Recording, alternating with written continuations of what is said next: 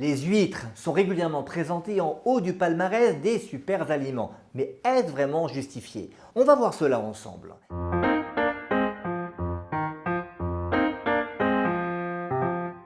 Disons tout de suite que les huîtres ont une qualité majeure.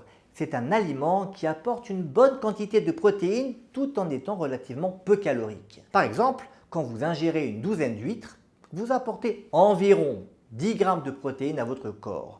On est dans le même ordre de grandeur que ce qu'apporte un laitage protéiné à la mode comme le skyr ou encore 2 œufs. Mais il y a une autre caractéristique nutritionnelle des huîtres.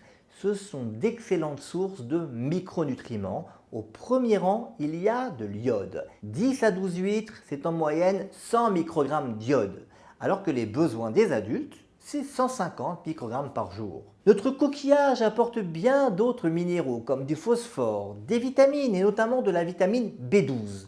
Et il contribue donc au maintien d'un équilibre alimentaire optimal pour une bonne santé. Un autre point fort de l'huître, c'est la qualité des graisses qu'elle contient. Une bonne partie de ces graisses appartient à la famille des oméga 3, dont la bonne réputation n'est plus à faire. A l'inverse, le mollusque est pauvre en graisses saturées. Vous savez, ce sont ces graisses qui sont accusées de monter le cholestérol sanguin et de boucher les artères. Bon, l'huître semble être le super aliment qu'il faudrait consommer tous les jours pour être en pleine forme. Malheureusement, elle a aussi ses limites. On peut en compter 3 principales. La première, c'est sa teneur en sel. 12 huîtres apportent l'équivalent de 3 pincées de sel.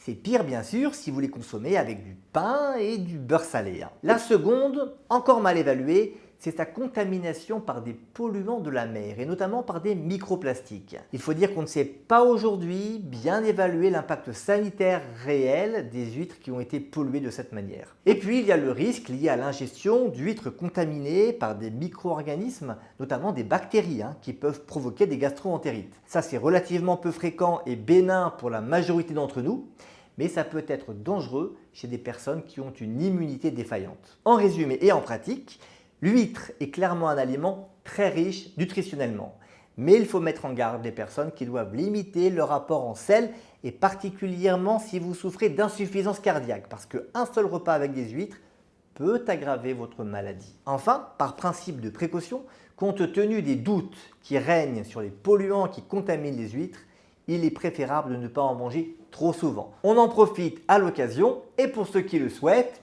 jusqu'à 1 ou 2 fois par semaine.